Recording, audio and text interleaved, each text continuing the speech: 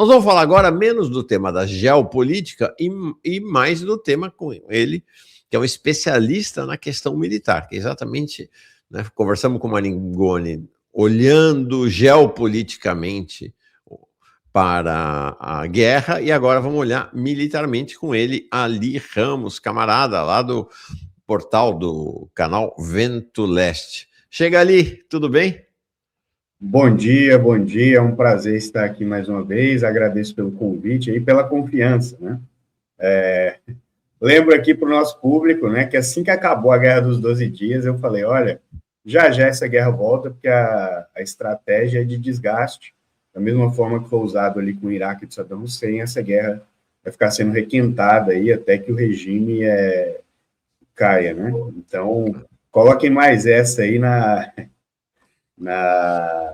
caixinha na de listinha das antevisões corretas do camarada Ali Ramos, do canal Vento Leste. Então, a guerra vai fazer... Foi junho, né? Agosto, setembro, outubro, novembro, dezembro, janeiro, fevereiro... 7 meses, né? 7 meses desde... O que talvez a gente possa dizer que seja o primeiro momento da guerra, né? Isso aqui é uma continuação, né, da Guerra dos 12 Dias ali. Ali... Nossa, da Guerra dos 12 Dias Ali, e Ali tá aqui com a gente, meu Deus, o cara tá mal.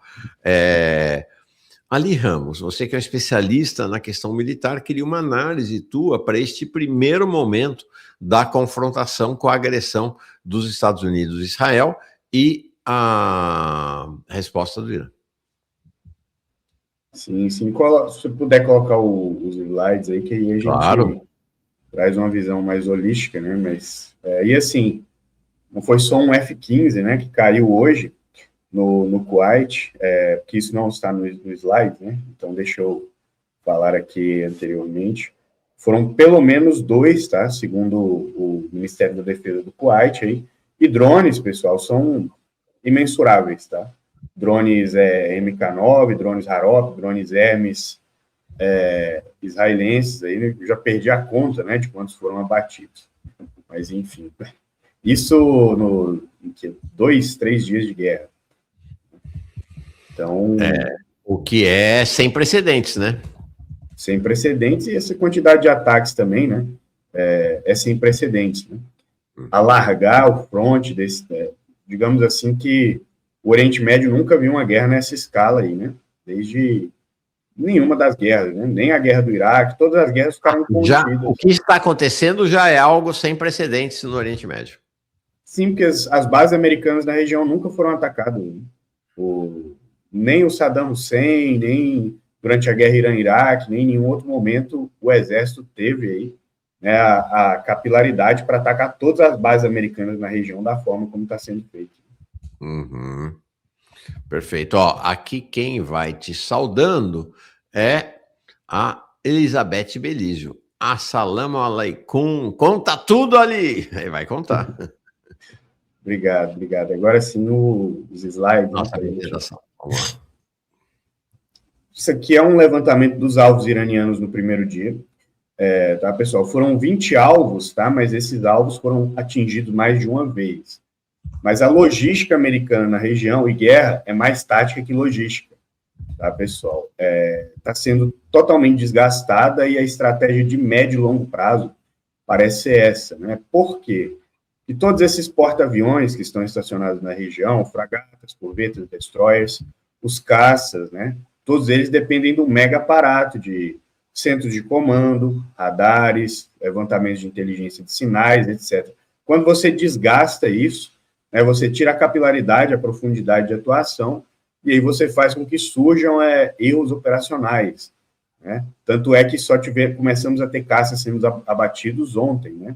Exatamente por conta do desgaste aí que essa depletação do aparato eletrônico traz. Né? Então, tem outra questão também, que essa estratégia de sufocamento logístico do Irã muito provavelmente vai fazer aí com que tenha que se focar cada vez mais na base de Diego Garcia e nas bases do Mediterrâneo, né? Porque, digamos assim, que um destroyer, por exemplo, ele tem 96 mísseis, né? Nesse caso aí, é o seu poder de ataque. Quando esses mísseis acabam, ele precisa ou ser abastecido, né, por um navio logístico, ou retornar para a base, aí nesse caso, né, para ter o seu estoque de mísseis reposto, né? Como que você faz isso aí, digamos que num cenário onde as bases estão constantemente conflagradas? Então, vai ter que se alargar aí a área operacional. Isso vai tirar, aí, nesse caso, a efetividade desses armamentos. Né? Perfeito. Aí aqui aí os alvos de Israel no primeiro dia, né? São 900 alvos, tá, pessoal? Acertados mais de uma vez. Cada bolinha dessa aí tem vários alvos em si, né? Por isso que são 900 alvos. Mas como vocês podem ver, o exército israelense ainda não está tendo supremacia aérea, ao contrário do que se vende. Novamente, o exército israelense não está com tanta capacidade assim de atuar, né, com tanta profundidade no território iraniano. Por quê? Porque o Irã, além de ter uma série muito grande aí de mísseis nativos, o que mais abate caça, tá, pessoal? É míssil terra-ar, no caso aí, não são outros caças, né?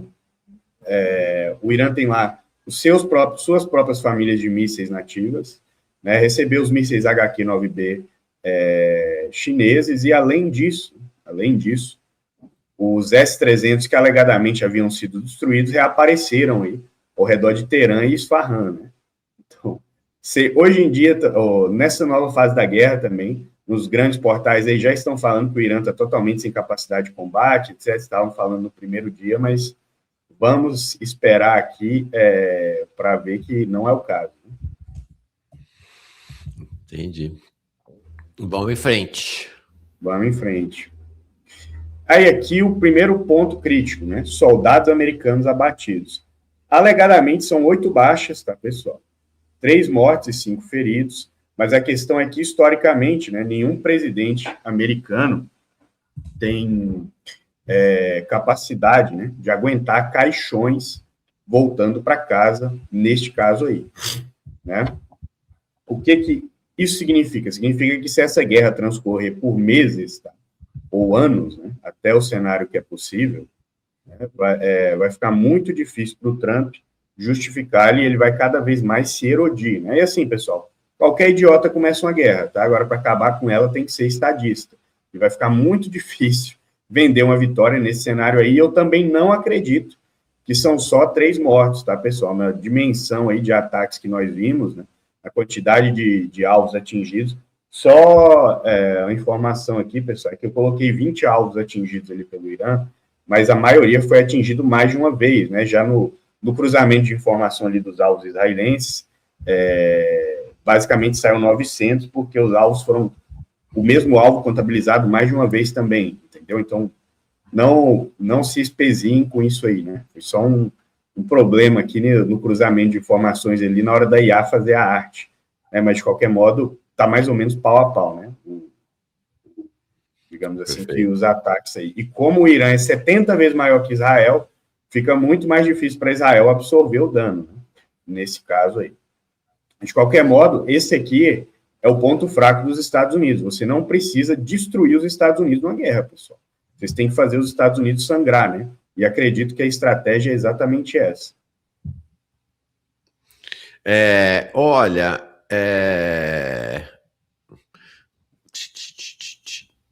explica uma coisa para nós. Porque assim, a gente vê lá 555 iranianos mortos, 30, 40, 50 militares iranianos mortos. E aí a gente vê do outro lado 3 soldados americanos mortos. Mas tem uma questão de equivalência, né? E um peso, vamos dizer assim, político, inclusive político interno nos países, essa quantidade de mortos. O que significa para os estadunidenses 3 militares mortos? E você está, inclusive, falando de que muito provavelmente é subestimado esse número, né? Mas qual é o peso interno para o Exército, para as Forças Armadas estadunidenses e a repercussão interna nos Estados Unidos de ter 3 soldados mortos? É um peso gigante, primeiro, que foi ainda no primeiro dia de guerra, né? E segundo, porque esses dados aí não são dados iranianos e dados independentes, são os dados oficiais do CENTCOM americano.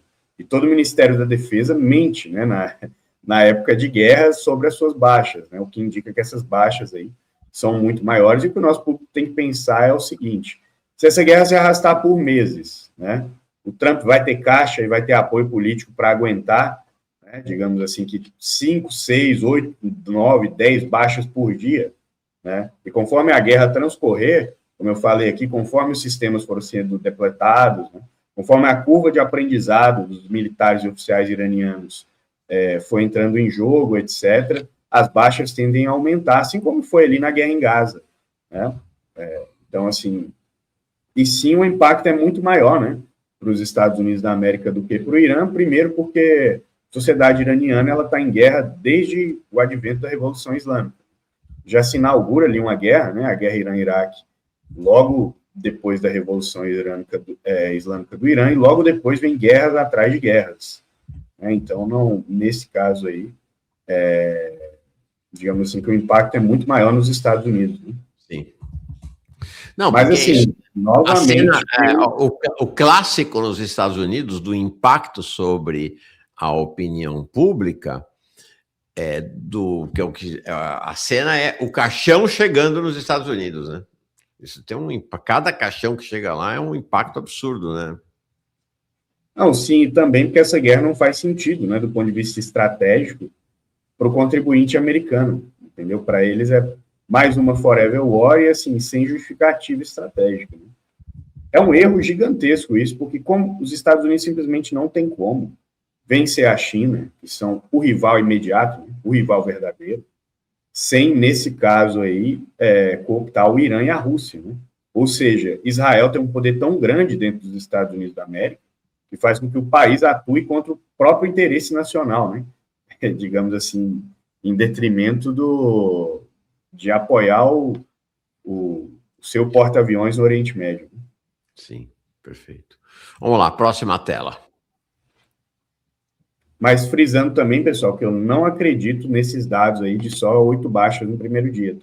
Tá? Frisando também que isso aí digamos assim, só trouxe os dados oficiais aqui do CENTCOM americano, porque você não vai derrubar um prédio na base do jeito que está sendo feito aí e ter 3, 5, 8 baixas, não. Porque o que a gente está vendo de explosão em base militar dos Estados Unidos ali pelo Oriente Médio é uma barbaridade, né?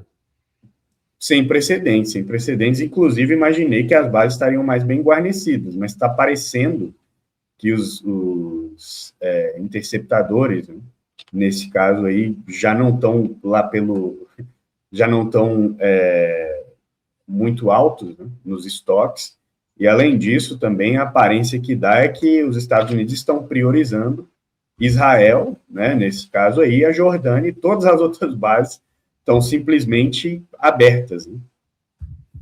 Sim, perfeito. Vamos lá, próxima tela. Aí aqui, né, essa aqui é uma notícia de um portal israelense, tá, pessoal? Saiu ainda no primeiro dia de guerra, né? É do Inet News aí. Basicamente, segundo essas fontes, o Trump pediu mediação da Itália, né, para retornar à negociação com o Irã e buscar um cessar-fogo, né? Por quê? Porque eu não acredito, tá, que o Trump esperasse uma resposta tão pesada do Irã, né? Novamente, o Irã atacou todas as bases americanas na região, ainda no primeiro dia, né? O Irã começou a atacar Israel assim que, neste caso aí, o primeiro ataque foi feito, né? E o Irã também ontem começou a atacar infraestrutura petrolífera, né? Na Arábia Saudita, na Aramco. Não sabemos se o Irã vai focar na questão da infraestrutura petrolífera em si, porque isso aí pode causar, tem um caráter disruptivo aí de causar uma crise global no capitalismo como um todo, né? Digamos assim, derreter o bolso do investidor da City de Londres, de Nova York, de Tel Aviv, mas eu não vejo muito para onde dá para escalar, né? Se o Irã conseguir segurar meses de guerra dessa forma aí, digamos assim, que vai depletar toda a infraestrutura regional, né? Uhum. Mas, enfim... nós temos eu vi depois de uma declaração de ontem do Trump, o Trump admitindo que pode durar 2 meses a guerra. Cara, se durar 2 meses a guerra, vai ter um colapso do capitalismo, porque com o Estreito de Hormuz fechado, o barril do petróleo vai para casa do chapéu, né? Já subiu 13% hoje, né? Os maiores prejudicados são o Japão, Coreia do Sul. A China seria, mas a China tem estoque, né? Nesse caso aí, a China se preparou. Muito provavelmente a China está em coordenação profunda aí com o Irã desde o início, né? Como vamos ver adiante, e tomou suas contramedidas. E vai ser engraçado, será ver os nossos queridos europeus, né? Tendo que retornar ali para negociar com a Rússia com o Pires na mão, né? Mas... Tá bom. Diz uma coisa. Vamos para a próxima tela. Eu tenho questões aqui e tem perguntas para você também. Vamos lá. Não, sim, claro. Aqui é basicamente a pergunta que eu deixo para o nosso público é se Israel está realmente danificando essas instalações subterrâneas. Primeiramente, um disclaimer aqui que essas bombas de GBU-57, o preço delas, pessoal, não é divulgado publicamente. Então, esses valores aí unitários vão variar de portal para portal. Né? Mas existem indicativos de que o valor unitário ele varia entre 50 e 300 bilhões de dólares, né? Para vocês verem como 370 milhões de dólares, perdão, para vocês verem como é uma questão mal levantada e mal resolvida. Né?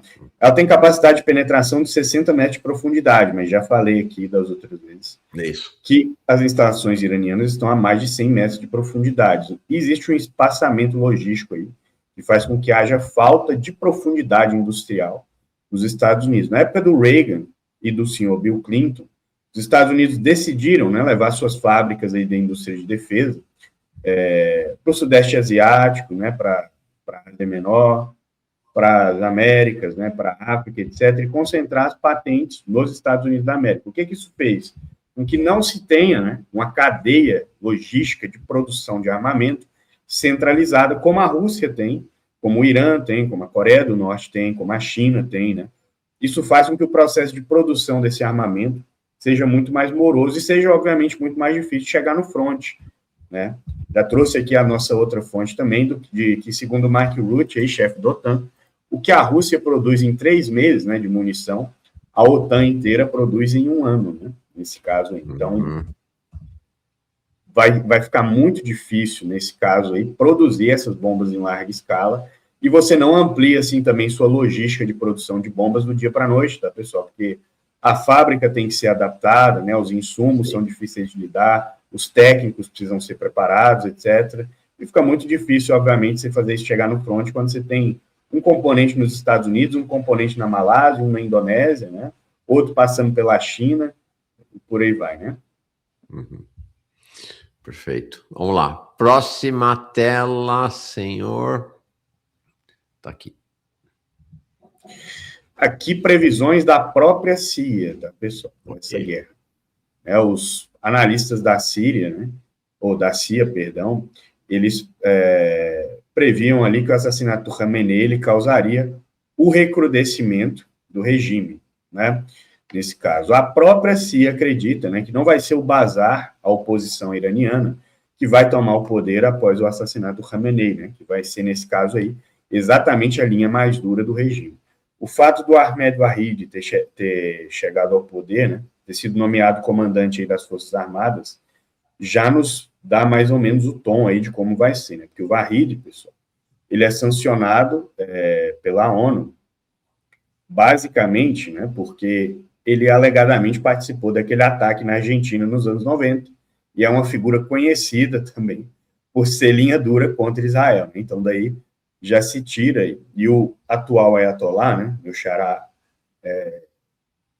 Ali, ele também, aliás, Ali Reza, né, ele também é conhecido por bater de frente com o próprio Khamenei, né, falecido, em várias questões estratégicas, né, por ser mais aguerrido. Então, digamos assim, que não acredito que vai dar certo. Né?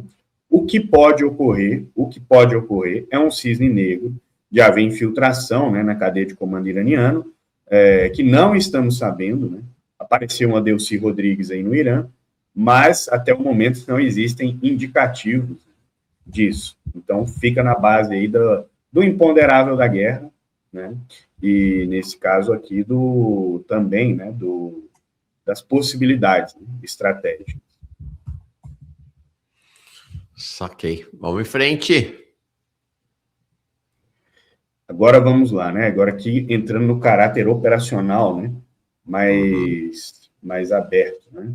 É muito difícil, pessoal, para Israel e para os Estados Unidos rastrear esses lançadores móveis, nesse caso aí. São caminhões, né? Alguns maiores, outros menores. O Irã tem alguns lançadores até em Kombi, né? Para vocês terem uma ideia. E como eles são móveis e são capazes de uma mobilidade muito grande, assim, basicamente eles disparam e saem, né? É muito difícil desabilitá-los, né? E além disso tem outra questão, né? Não é possível saber até o momento se a China, né, está fornecendo aqui nesse caso, ou está disposta a fornecer mais lançadores móveis conforme os anteriores forem sendo atacados aqui nesse caso. Eu lembro aqui que o Irã tem uma superfície de 1.648.000 quilômetros quadrados, né, o que basicamente inviabiliza, né, digamos assim, que o destruir, depletar a capacidade de lançadores móveis num período curto, né, de espaçamento curto de tempo. Existe também outra questão, que é a criação de iscas, tá, pessoal? Sempre que existe uma guerra como essa, né, em que se depende muito de mísseis, aí no caso, basicamente, né, você cria iscas fazendo o seguinte: você pega um caminhão comum ou um veículo comum, né, coloca ali dentro dele, por exemplo, para queimar querosene ou alguma questão, e você cria uma isca. Existem outros métodos, né, mais refinados, mas esse aí é o mais grosseiro, né, porque como tem muita localização de sistemas térmicos aí, né, para rastrear mísseis, etc., isso é feito. Isso foi feito, inclusive, pelo Saddam Hussein durante a Guerra do Golfo. Então, digamos assim, que eu não estou acreditando, tá, que as capacidades missilísticas iranianas estão sendo depletadas, simplesmente porque a dimensão dos ataques não está diminuindo, né? Ela está aumentando dia a dia, né? Digamos assim, que o Irã está conseguindo impor o domínio de escalada, né? Apesar de também estar sendo punido na sua infraestrutura, né? Nesse caso, aqui. O que eu vi ali é que os Estados Unidos também, dessa vez, colocaram lá, especialmente no Catar, lançadores móveis também, né? Para evitar rastreamento. Sim, sim. A questão é que tem ali o sistema TAAD, né? Tem o sistema Patriot, etc. A questão é a reposição dos mísseis e dos interceptadores, né? É a cadeia logística de produção. E, assim, os Estados Unidos vão conseguir fornecer, né, esses mísseis, né, as munições, para a Ucrânia, para Israel e para os países do Golfo ao mesmo tempo, tenho seríssimas dúvidas. Né? Seríssimas dúvidas. Verdade, né? Porque eles estão abrindo muitas frentes, né? Sim, sim, e se torna praticamente impossível. Né? Perfeito. Sim. Se disparam aí centenas, né, de mísseis por dia. E vai chegar um momento da guerra em que serão milhares. Aqui, outra questão sobre a infraestrutura citada, tá, pessoal? Vai ser possível repor esses radares, né, e essa infraestrutura que está sendo destruída em curto prazo? Acredito que não, e por isso mesmo aí vai ter que haver esse recadenciamento logístico e essa complicação logística aí já citada, né? Só no Catar, tá? Um radar destruído foi de 1,1 bilhão de dólares, e o outro destruído no Bahrein custa 300 milhões de dólares. Não existem reposições de imediato, e não se repõe assim de imediato, se levam pelo menos semanas para que isso seja feito, e numa base dessas ali, tudo é muito sensível, né? Você tem que integrar software, hardware, né? Você tem que integrar com os outros centros de comando, você tem que integrar com outros sistemas de comunicação. É claro que existem contramedidas aí nesse caso, mas vai se perdendo aí, né, a profundidade, né, de atuação nesse caso aí. Se seguir assim por semanas, né, como está sendo a minha previsão até o momento, tá, todos os assets e ativos americanos na região vão ficar muito, muito vulneráveis, né, muito vulneráveis mesmo, como já estão. Né? Assim, nós estamos no segundo dia de guerra e já tem F-15, né, sendo abatido aí a rodo. Vamos lá, essa é uma questão chave aí, né? Porque não há muita notícia oficial, né? E nos bastidores tem versões de que a China estaria dando um apoio efetivo ao Irã e tem versões de que não estaria dando. Então, o que você rastreou já que estamos falando aí dos radares, o que você rastreou para nós dessa relação China aí, Dan? Então, o que existe de confirmado, né? O que existe de confirmado, a China passou radares furtivos YLC-8B para o Irã, são radares capazes de detectar caças F-35, né? Caças F-22, caças furtivos, e com a cobertura também muito maior aí, né? Nesse caso. Foram radares, né, parecidos aí, foram passados para a Venezuela, mas vimos ali que na Venezuela eles estavam desligados, né? Agora, no caso iraniano aí, não só estão operando, como estão auxiliando, né? A China também forneceu, né, mísseis HQ-9B para o Irã e já entregou alguns lotes, tanto de lançadores quanto de munições, né? A China também, antes dessa guerra, tá, enviou pelo menos 15 aeronaves militares para o Irã. Não sabemos o que estavam carregando, mas, assim, o Irã está muito folgado, né? Usar a gíria popular aqui. O Irã está muito folgado na forma que está guerreando, e eu não acredito, pessoalmente, que o Irã guerrearia dessa forma sem o apoio chinês, até porque não podemos esquecer aqui que o maior prejudicado pelo fechamento do Estreito de Hormuz, alegadamente, seria a China, né? Só que o chinês, pessoal, em termos de guerra, não manda recado, né? A China apoia e simplesmente fica por isso mesmo, ao mesmo tempo em que o Xi Jinping, né, do ponto de vista diplomático, e o Wang Yi, fingem o oposto, fingem não estar envolvidos, pedem mediação, etc. Historicamente, a China é assim, tá? Desde sempre. Então, não façam essa leitura aqui, né, achando que Xi Jinping é Donald Trump, né, que ele vai ficar bravateando e falando tudo que está fazendo, etc. Em segundo lugar aqui, que se o Irã conseguir levar essa guerra por meses, né, atacando com mísseis assim, vamos descobrir aí que a China está passando mais sistemas de mísseis, e existem relatórios já chegando na mídia asiática, esses portais aí que eu trouxe são da Malásia, né, nesse caso aí o Defense Security Agency em específico, ele já está falando aí, né, no caso, que a China já está passando drones kamikaze, né, que funcionam como munição vagante, sistemas HQ-16 e HQ-17AE e DF-17. No caso do DF-17, é a variação ali CM-309, né, que é um míssil supersônico nesse caso, não hipersônico, né, porque ninguém passa míssil hipersônico assim, nem para o seu maior aliado. Mas deixa eu te fazer uma pergunta em relação à China. Porque, como eu disse, já são 7 meses desde a primeira etapa dessa guerra, né, no ano passado. E uma questão que foi crucial na primeira etapa foi a fragilidade da defesa aérea do Kuwait, né? Não tinha uma força aérea para confrontar Israel. E me parece que ficou uma expectativa geral de que a China poderia fornecer caças de última geração, né, os tais J-35A, para o Irã. Mas, até o momento, o Irã parece que continua sem uma força aérea. Ele tem aviões tem força aérea, né, mas são aviões russos de uma geração já meio ultrapassada. Que informação você tem nessa área? Bom, a Rússia passou caças MiG-29, e existem outros caças russos também sendo operados, né? O que eu não sei dizer ainda é se é um Su-27, um Su-30, um Su-35. Mas, de qualquer forma, mesmo que a China quisesse, né, demoraria muito, porque, assim, integração de piloto, integração de pista, integração de logística, a China negociou o J-10C, né, aí com o Irã nesse caso. Mas tudo isso demora muito, né, questão de anos aí, então não tem muito que a China pudesse fazer, a não ser que a China fornecesse os pilotos e todo o aparato técnico.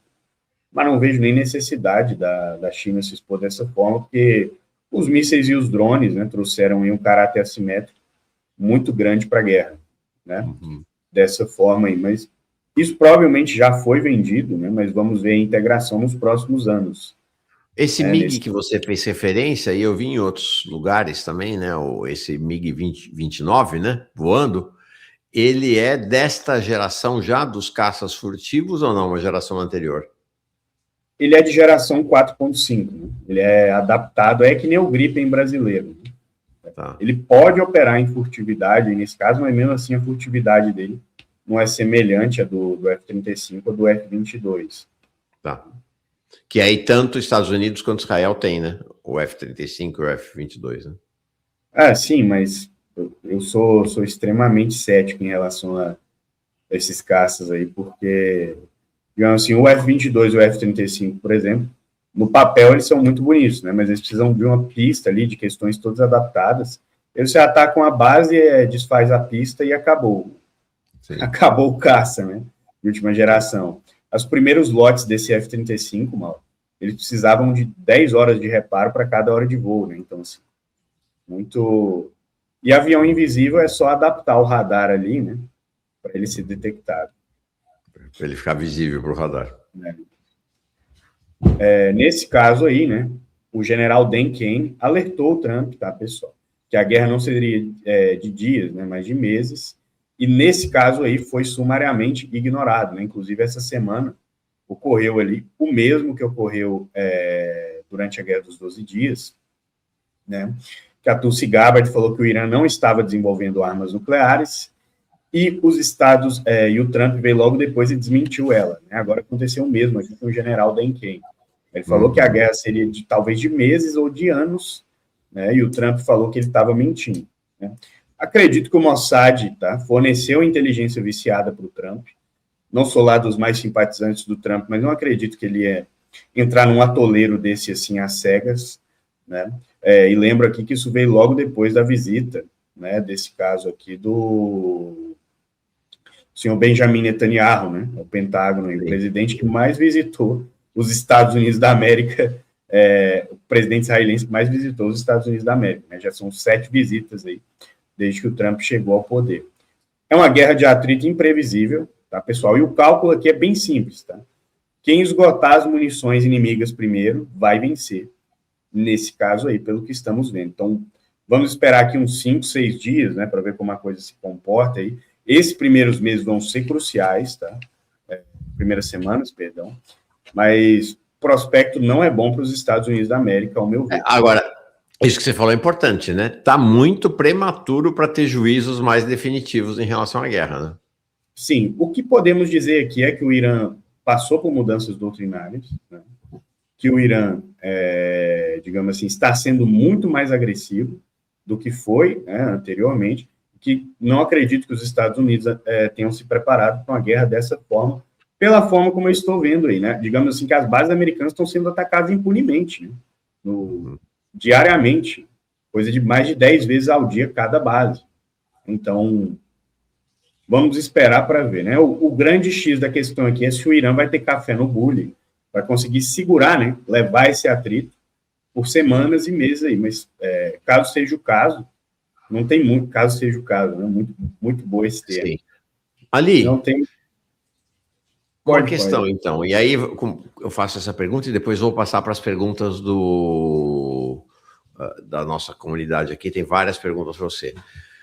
Primeiro, há uma mudança de tática do Irã em relação à Guerra dos 12 Dias do ano passado e esta agora, na resposta, né? Porque a ação do Irã, como ele não é a força agressora, ele é sempre, você tem que olhar para a resposta dele, né? Há uma mudança de qualidade e se há, por que houve essa mudança de qualidade? Provavelmente porque os fatores somados ali fizeram o Irã se ver... Não, peraí, então você está dizendo que houve sim uma mudança de qualidade, é isso? Sim, sim, sim. Qual foi ela? Basicamente, os fatores somados aí, a escalada, o fato do Irã, pela segunda vez, estar sentado na mesa de negociação, o fato do Khamenei ter sido assassinado, etc. O somatório de todos esses fatores, muito provavelmente, fez o comando maior, né, iraniano, se ver aí sob risco existencial. E por isso aí ele decidiu abrir integralmente a caixa de ferramentas, até porque, sendo bem sincero, do ponto de vista militar puro, eu não vejo mais para onde o Irã pode escalar além disso aqui, né? Assim, já atacou bases militares, já atacou esses inimigos, já está atacando infraestrutura petrolífera, né? Já fechou o Estreito de Hormuz, assim, daqui para frente é só se começar a atacar alvos políticos, fazer operações de decapitação, né, em Israel e questões assim, mas não vejo muito, mesmo nesse caso, para onde mais dá para o Irã escalar, né? O que mostra aí que, digamos assim, que aquele Irã reativo, né, mudou integralmente aí em questão de doutrina. Perfeito. Ó, vou colocar questões da nossa turma aqui. Perfeito. Deixa eu ver aqui. O Pedreiro dizendo assim: Mauro, se possível, pergunta para o Ali, não sei se é a tua área, se ele sabe como eram os direitos das mulheres no Irã antes da Revolução Iraniana.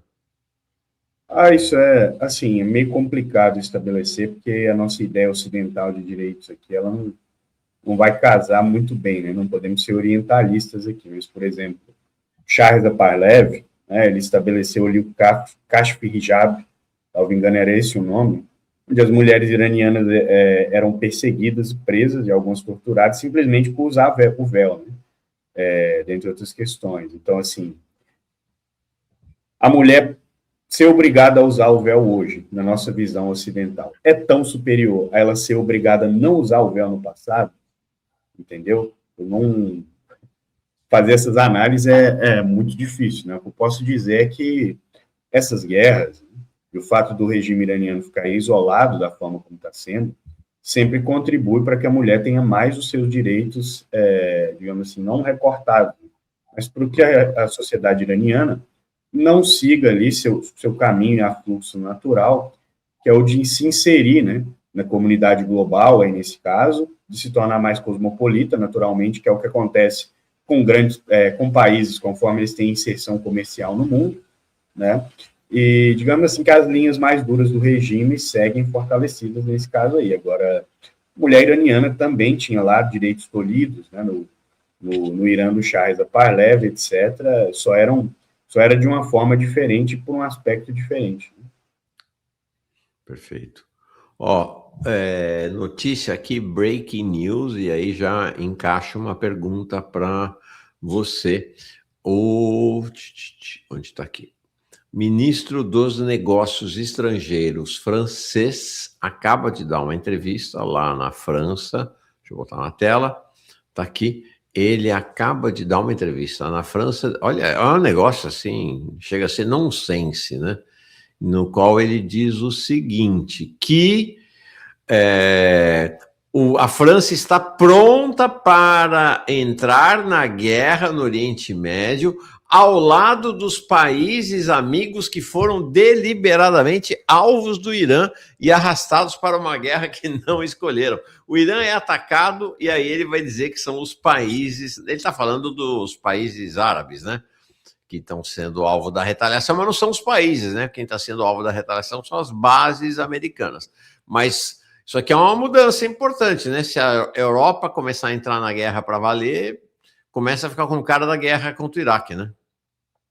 Mas mesmo assim, são só mil de análise aqui, o público tem todo o direito de discordar, são só mais alvos, né, para a Guarda Revolucionária, porque assim, a França anunciou que está mandando o Charles de Gaulle, né, o único porta-aviões do país para a região. Mas vamos lá, né, esse porta-aviões tem um sistema Aegis, que nem o sistema dos porta-aviões estadunidenses, né, digamos assim, que tem defesas apropriadas, né, os strike groups vão estar guarnecidos e fornecidos como estão os strike groups estadunidenses, e mesmo com todos os problemas logísticos já citados aqui, então, assim, vão ser mais alvos, né? E a Europa não tem capacidade militar a ponto de fazer a diferença, né? Para além de exércitos multinacionais não darem certo historicamente, seja na OTAN ou em outras iniciativas, assim, a Europa está querendo simplesmente tomar o protagonismo para algo que ela não tem o que fazer, né? Não tem muito como interferir, etc. Então, assim, é vergonhoso também, né? Porque a Europa não só é o maior derrotado por essa guerra, né, como também é o maior derrotado desde que o Trump chegou ao poder e anunciou o tarifaço, né? Mesmo assim, capitula, né? Integralmente dessa forma. Mas, assim, vamos esperar para ver, né? Vamos esperar para ver isso aí, mas não vai fazer muita diferença no sentido puro aqui da teoria militar. Vamos voltar com o tema dos caças? Você já falou, mas as pessoas continuam aqui com dúvida, né? A Shirley dizendo, já teve caça dos Estados Unidos derrubado. E aí o Camusgone diz, Shirley, mas eu vi, foi derrubado pelo Kuwait. Explica mais uma vez essa questão dos caças, aparentemente 3 caças estadunidenses abatidos no Kuwait, e acho que 2 no Kuwait e 1 no Irã, em Teherã, né? Sim, sim, mas eu duvido dessa informação aí que tenha sido abatidos pelo Kuwait, né? Por engano, né? Quem informou isso quem informou isso foi o CENTCOM americano, mas por quê, né? Para passar a imagem de que quem abateu, digamos assim, que é mais fácil aceitar que esses casos foram abatidos por engano num acidente, né, nesse caso aí, do que admitir que sistemas inimigos, né, foram capazes de rastrear e derrubar. Pelo padrão de voo dele ali, da forma como estava, acho que muito difícil ter sido atingido por um Patriot, né, que eles falaram assim. Uhum. Não acredito nesse fogo amigo, até porque não foi só um caça, né, foi mais de um. Assim, a possibilidade estatística disso aí não é muito alta. Né? Perfeito. E a Shirley, então, também um tema que você já tratou, voltamos nesse tema. Camarada Ali, será que o Irã vai conseguir repor seus armamentos? Acredito que sim, não sabemos também qual o tamanho do estoque iraniano, né? E o que o Irã recebeu. Tem muitos mísseis norte-coreanos, tá? Principalmente da família do Scud soviético ali, sendo disparados aí no bolo desses mísseis iranianos. Então, assim, não dá para a gente saber, né, como está o estoque, quem está passando o que foi passado antes dessa guerra.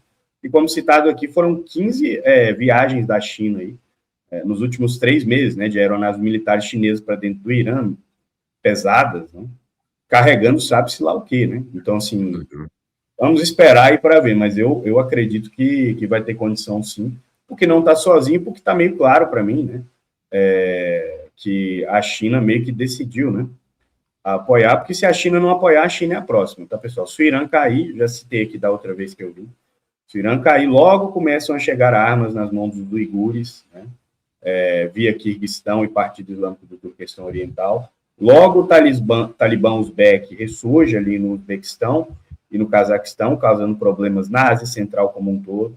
Logo o ISIS-K reaparece, ateando a Ásia Central em chamas, né? Então, assim, o Irã é o coração do mundo aí, para todo o projeto geoestratégico chinês, e se a China não tiver determinação de apoiar, não reclame depois, né? Quando a guerra estiver nas suas fronteiras. Perfeito. A esquerda comunista diz assim, salve Ali, Israel e Estados Unidos teriam poder de dominar o Oriente Médio caso o Irã seja dominado?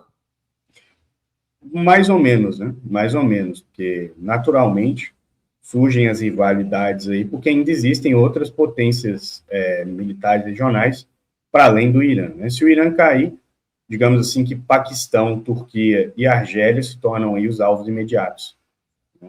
Então, não acredito que teria essa possibilidade. Não, e não podemos esquecer aqui que o Catar e a Turquia são os maiores financiadores do Hamas, por exemplo. A Turquia já está injetando dinheiro pesado, aí, segundo a mídia israelense e a mídia europeia especializada no Hezbollah, né, no Líbano, que a Turquia já está apoiando as milícias iraquianas junto do Irã, que o Iraque é uma, digamos assim, que é uma linha vermelha tanto para a Turquia quanto para o Irã. Então, não. Só muda o alvo aí, né? Porque a doutrina militar israelense ela não é de superioridade, né? Ela é de supremacia regional. E aí qualquer oponente militar vai ser tratado da forma como o Irã está sendo tratado. Perfeito. Outra questão, a Shirley de novo vem aqui e pergunta, há vários relatos de que a Arábia Saudita pressionou Trump junto com Israel para que atacasse o Irã. O Irã ainda não atacou as bases dos Estados Unidos na Arábia Saudita como atacou nos outros países. Por quê?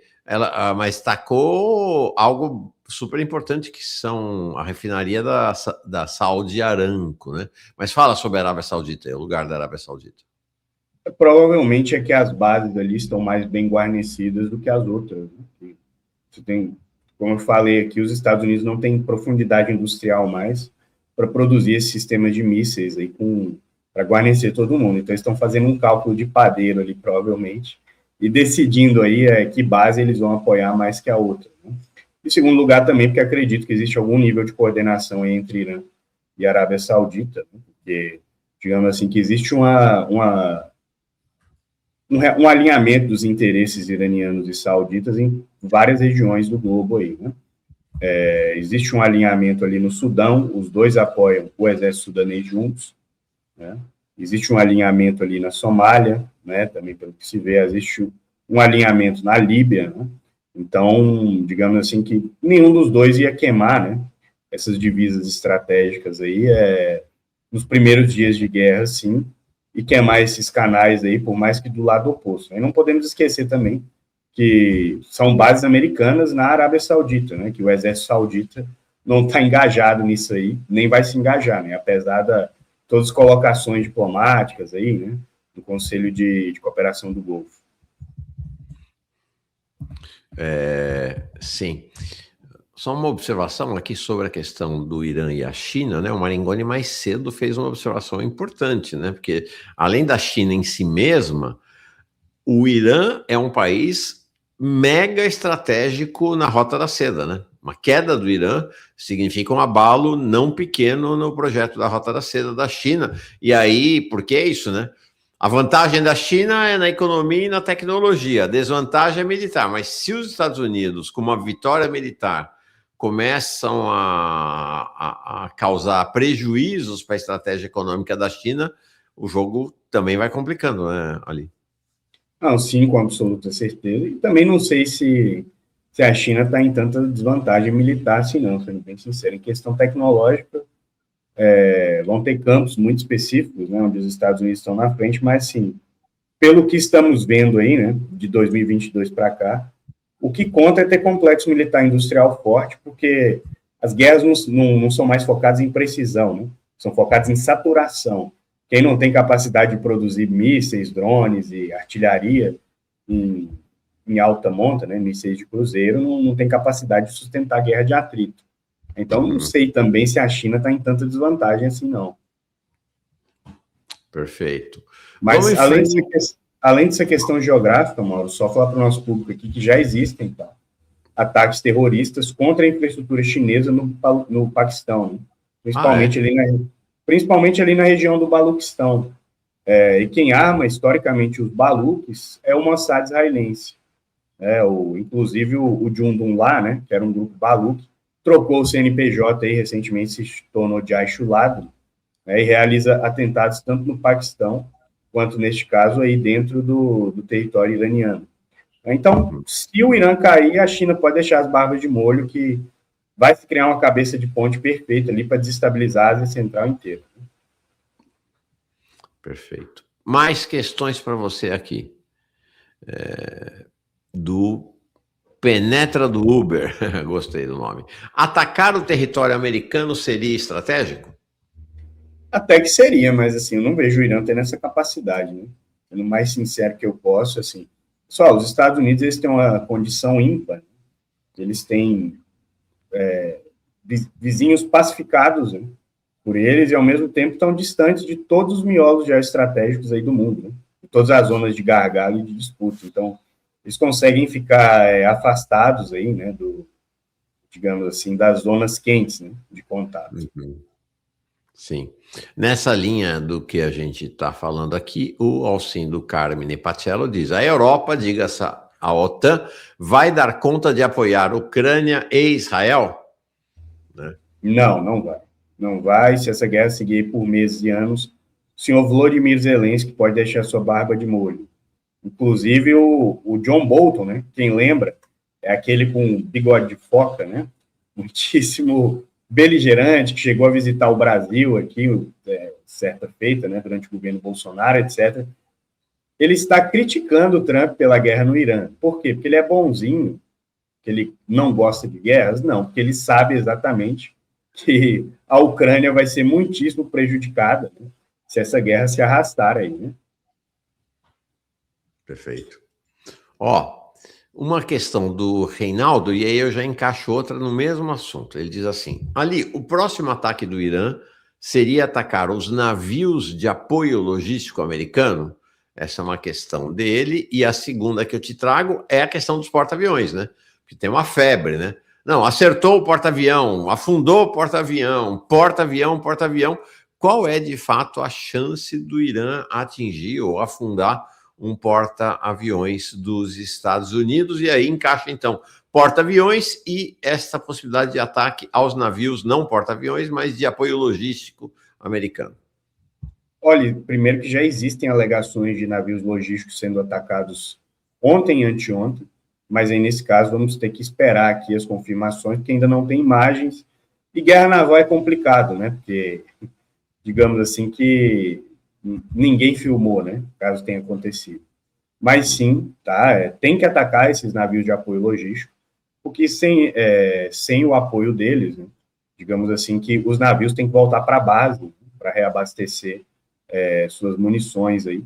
E aí, claro que toda essa logística fica não só muito mais cara e dispendiosa, né, nesse caso, como atrapalha toda a operacionalidade da coisa, né, porque esses vão ter que voltar lá para Diego Garcia, né, ou para o Chipre, para as outras bases aí, em outras regiões ali no Mediterrâneo, então atrapalha todo o andamento da guerra. E sobre porta-aviões serem derrubados, né, ou afundados nesse caso aí, basta conseguir atacar a cabine ali, que ele fica totalmente desabilitado. Conforme a guerra fosse arrastando e o Irã for descobrindo, for percebendo não só o padrão operativo, né, da Marinha Americana, como for conseguindo entender ali mais ou menos quando vem esses navios logísticos, né, digamos assim, qual o trajeto que o porta-aviões está fazendo, como estão as linhas de comunicações, etc. Existe uma tendência natural aqui, né? Mas antes disso, provavelmente corvetas, fragatas, né, vão ser atacadas aí no caso também. Tá, entendi.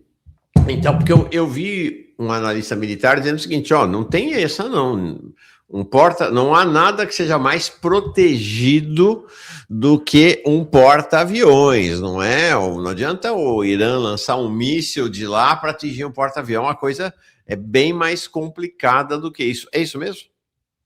Eles são protegidos pelo sistema Aegis, né? A questão é que a capacidade de saturação com drones e mísseis, né, principalmente mísseis hipersônicos, tá, pessoal, que não tem defesa até o momento, fez com que, basicamente, isso aí tudo mudasse. Então, assim, que eu não vejo os porta-aviões como sendo essa mega máquina de guerra aí, como foram vistos, né, durante o século XX, como alguns analistas veem até hoje ainda. Eu não vejo nesse sentido aí, porque, como já citado, mísseis hipersônicos não têm defesa. Aí vocês... ainda não tem defesa para eles. Não tem defesa efetiva, né? Aí vocês imaginem um cenário onde você satura com mísseis de cruzeiro, mísseis supersônicos, mísseis hipersônicos e drones ao mesmo tempo. É simplesmente um inferno operacional para quem está ali, né? Perfeito. Ó, tem uma questão aqui que o Penetra do Uber traz, mas deixa eu dar um dado aqui para você. Penetra já responde essa questão tua, que eu já aborda, responde não, né? Aborda esse mesmo tema. Você falou aqui, ó, a população dos Estados Unidos apoia a guerra porque não toma bomba, mas não é assim não, hein? Tá sem apoio lá nos Estados Unidos, olha isso aqui, ó. Mesmo não tomando bomba, tem o apoio de apenas 27% da população dos Estados Unidos. O ataque ao Irã, 43% desaprova. A situação, desse ponto de vista, ruim. E pior ainda, olha aqui, Penetra, o apoio a Israel vem desabando nos Estados Unidos e o apoio aos palestinos vem subindo sem parar. Hoje, 42% dos estadunidenses simpatizam com a Palestina, contra 36% que simpatizam com Israel. Tá perto ali, mas olha lá, ó, quanto era em 2018? 60%, mais de 60% da população americana era simpático a Israel. O cenário mudou completamente ali na opinião pública. Mauro, nessa questão do Trump e do Keir Starmer em específico, se vocês olharem o gráfico de aprovação dos dois, a boca do jacaré aí abre, né? O Trump está com 56% de desaprovação depois de junho, né? Exatamente depois da Guerra dos 12 Dias. E aí o Reinaldo diz aqui, o Titanic foi afundado por iceberg, é isso aí. Uma outra questão ali é a seguinte, exato, você falou do Keir Starmer, é essa possibilidade, porque a França fala, mas consegue ser mais irrelevante do que a Inglaterra. A Inglaterra, pelo menos, tem Chipre ali, tem base militar no Chipre, né? O Irã atacou o Chipre ontem, e o Keir Starmer deu uma declaração, e ele é o primeiro-ministro, né? Não é que nem um um chefe de negócios estrangeiros da França, mais relevante. Ele deu uma declaração de que a Inglaterra pode ajudar a entrar ao lado dos Estados Unidos. Como é que você vê esse cenário ali na Inglaterra? Seria muito interessante, né? Porque a Inglaterra é o maior apoiador, né, da Ucrânia do Zelensky. O MI6 britânico tem muito mais interesse na guerra e adiante nesse momento na Ucrânia do que os Estados Unidos da América, né? E a diplomacia britânica tem agido assim. Então, eu queria ver como eles conseguiriam seguir apoiando o esforço de guerra ucraniano, ao mesmo tempo envolvidos aí nessa guerra contra o Irã. Então, assim, você vê que o pensamento estratégico está a leste, né, digamos assim, dos europeus nesse momento. O pessoal critica muito os Estados Unidos da América, né, mas quando você compara a tomada de decisão deles com a dos europeus, assim, está anos-luz à frente, né? Por mais que discordemos deles. E, assim, o que a Inglaterra pode enviar, né? O Queen Elizabeth, que era o segundo porta-aviões dele, né, não está participando de operações da OTAN e de exercícios no momento, que simplesmente não tem peça de reposição. A Inglaterra, o Reino Unido, né, é a potência global aí, em que recentemente o Estado teve que intervir na British Steel, para o país não perder a capacidade de produzir aço. O Reino Unido é a potência militar que tem mais generais que tanques de guerra, tá, pessoal? O exército britânico tem 70 mil homens só, né? Então, assim, sabe, parece que é uma tentativa de capitalizar, né, estrategicamente em cima das ações dos Estados Unidos, de entrar ali no meio para ver se consegue aí, ficar, né, digamos assim, em bom estado com o Trump, ver se ele diminui a cobrança das tarifas, dentre outras questões, mas mesmo assim não tem muito que possa fazer, né? Quem conta hoje são Estados Unidos, Turquia e França, né? E mesmo assim a França já muito depletada. Né? Sim. Ah, bom. E a Turquia? Como é que está a posição turca, já que você mencionou a Turquia? Os turcos e os egípcios estão observando aí e não estão apoiando nenhum dos lados, né? Mas se o Irã cair, durante aquela tentativa de revolução colorida em dezembro e novembro, a Turquia apoiou, tá, junto do Paquistão, tanto a contenção aí quanto o fechamento de fronteira, né, passou inteligência para o Irã, etc. Porque se a Turquia cair, se o Irã cair, o senhor Erdogan pode deixar as barbas de molho que logo o PKK reaparece dentro da Turquia, causando problemas. Então, não acredito que a Turquia vai entrar nessa aventura. Aí não. E como você vê a posição do Paquistão? A mesma posição da Turquia no momento, mas o Paquistão está mergulhado numa guerra ali contra o Afeganistão, nesse momento, e bem conveniente. Informação de campo que eu tenho, né, e da mídia local também, é que o TTP, né, o Tehrik-i-Taliban Paquistão, está sendo armado pela Índia, né, usando proxies afegãos, para guerrear contra o Paquistão, porque o Paquistão ali, ao meu ver, seria um corredor natural, né, de escoamento de bens aí da China em apoio ao Irã, e é muito conveniente, a região está conflagrada ali nesse momento agora que estoura uma guerra contra o Irã e Israel. Né? E não preciso lembrar aqui que o senhor Narendra Modi, ele tenta jogar esse jogo aí com um pé em cada canoa, mas ele é muitíssimo próximo de Israel, mais próximo até do que qualquer potência ocidental. Tanto é que Israel transferiu para ele sistemas de drones, né, em questão tecnológica, opera em desenvolvimento conjunto de IA, sistemas de armas, o míssil Barak 8 israelense, a tecnologia foi passada para a Índia, né, etc. Então, assim, o Paquistão, se pudesse, estaria ajudando mais, né?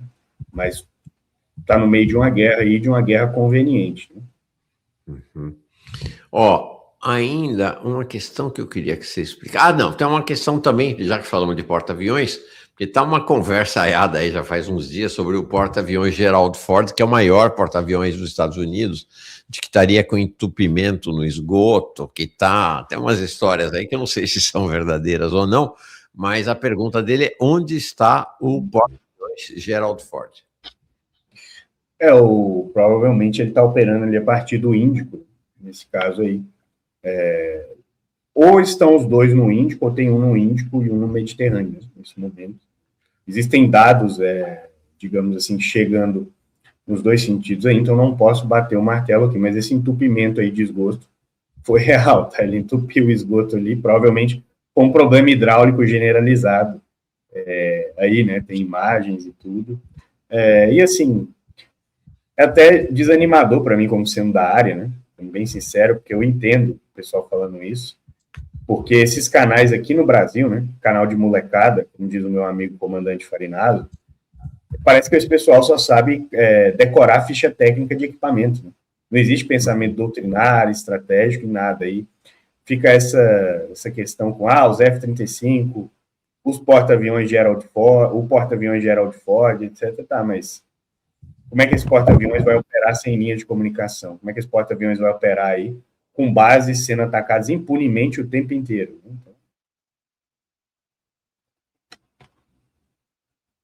Ô, Mauro, acho que você se mutou. Antes de encerrar, porque eu vou encerrar entregando a palavra para você depois, uma última questão do meu lado aqui e da comunidade, que é uma questão chave, né? Que é o que está dando uma repercussão grande aí, que é o fechamento do Estreito de Hormuz. Gente, 20% do petróleo do mundo passa por lá. Então, o fechamento desse estreito é realmente uma cacetada, já botou o preço do petróleo nas nuvens. Como é que se fecha militarmente esse Estreito de Hormuz? Explica para nós. Basta atacar 3, 4 embarcações aí que o preço do prêmio do seguro vai lá para as alturas e ninguém usa, né? Então, o fechamento basicamente ou é assim, ou algo que eu não vejo o Irã fazendo, que seria minar o Estreito de Hormuz. E se minar, aí depois para resolver é difícil. Mas então eu acredito que vai até nesse... agora não houve nenhum ataque efetivo lá no Estreito de Hormuz, né? Me parece que o que houve foi o anúncio do Irã de que está fechado, é isso? Teve um navio, o Skylight, que foi atacado, e existem indícios chegando de outros. Esse que foi atacado, a bandeira dele era de Palau, o que indica aí que ele opera, né, junto de Israel e do Reino Unido. E houveram outros também que estão chegando aí de terem sido atacados, etc., mas mais vão ser atacados nos próximos dias, né? Bom, novamente, basta se agora, atacar... não precisa sair atacando e afundando um monte de navio. É o que você falou, né? Atacou um navio, causou avaria, já é suficiente para o preço do petróleo ir lá para a nuvem, né? Atacou 2, 3, 4, aí quem vai ter coragem? Que companhia de transporte vai ter coragem de passar, né, num território desse e correr o risco de ser atacado com drone, né, com míssil, por aí vai.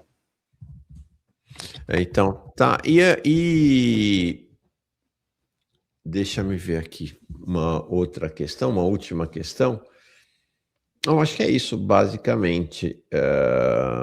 Acho que é isso, basicamente.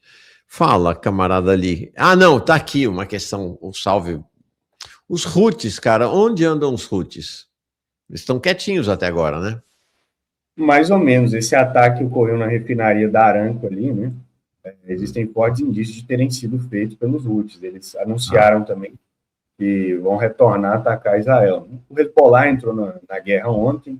Pois é. Né, a base em Erbil, no Iraque, foi atacada aí inúmeras vezes pelas milícias, 60 milícias xiitas ali do Iraque. Então, é uma questão de tempo até o levante inteiro se conflagrar. Logo mais, a Síria vai ser puxada para essa guerra também, né? Que tem muitas milícias ali atuantes ainda, sobre as quais o governo não tem controle nenhum. Então, assim, como eu falei aqui da outra vez que eu vim, é uma guerra que, caso se arraste por meses, aí ela tem a possibilidade de conflagrar o Oriente Médio inteiro. Bom, te entrego, camarada ali, desde já te agradecendo demais por ter vindo aqui hoje, muito bom. Vai voltar mais vezes enquanto seguir esse conflito, evidentemente, e quando acabar, para fazer um balanço. Queria te entregar, então, para você encerrar sua participação de hoje, alguma consideração que você considere que mereça ser feita ainda. Eu agradeço o convite, um prazer, você sempre está aqui, falar desses assuntos, nossa audiência aqui maravilhosa. Também peço que o pessoal se inscreva lá no Vento Leste, me siga no Substack, aqui eu fiz um Substack, aliramos1.substack.com, tá aqui, que eu posto meus artigos, né, mas lá sempre com referências bibliográficas, e a gente está para bater 11 mil inscritos no canal aí, né, no Vento Leste, então ajudem aí, e sempre à disposição, foi um prazer estar aqui. São momentos iniciais da guerra, mas assim, a tendência é que pelo atrito aí, os Estados Unidos acabem sentando e negociando, né? Nesse caso aí, pelo atrito também, digamos assim, que o Irã desgaste, né, de forma sem precedentes, caso consiga seguir produzindo seus mísseis aí, como será o caso aqui, né, pessoal? Mas, de qualquer modo, se inscrevam lá e vamos esperar aí para ver. Aqui, ó. É simples, tá, gente? Vento Leste. Digitou Vento Leste, você já está no canal. De qualquer maneira, eu vou botar o link aqui. Eu não sei, eu tinha me inscrito já e apareceu que eu não estava inscrito, me inscrevi de novo de qualquer maneira. Tá aqui o canal do Ali. É só isso, Vento Leste, @Vento Leste, você chega lá no canal do Ali, chega batendo em 11 mil pessoas. Gente, pelo amor de Deus, vamos chegar em 11 mil ainda hoje, né? Por favor. Honra da casa. Valeu. Obrigado, Ali. Boa semana para ti. Vamos acompanhando. Imagino que você não está nem dormindo, né? Porque lá é 6 horas, mais de 6 horas na frente, às vezes. Fica durante a madrugada inteira acompanhando aí a guerra, né? Obrigado. Não, nem dormindo e no Ramadã, né? De jejum ainda por cima. Pois o Ali é muçulmano, né? Tá no jejum. Só vai comer agora quando o sol se puser, né? Tá bom. Sim. Obrigado, viu? Um abração. Muito obrigado, abraço. É isso aí, fique com a gente, tá aí, vai lá no Vento Leste, gente, vai lá, inscrevam-se lá no Vento Leste, tá? Não deixe de se inscrever.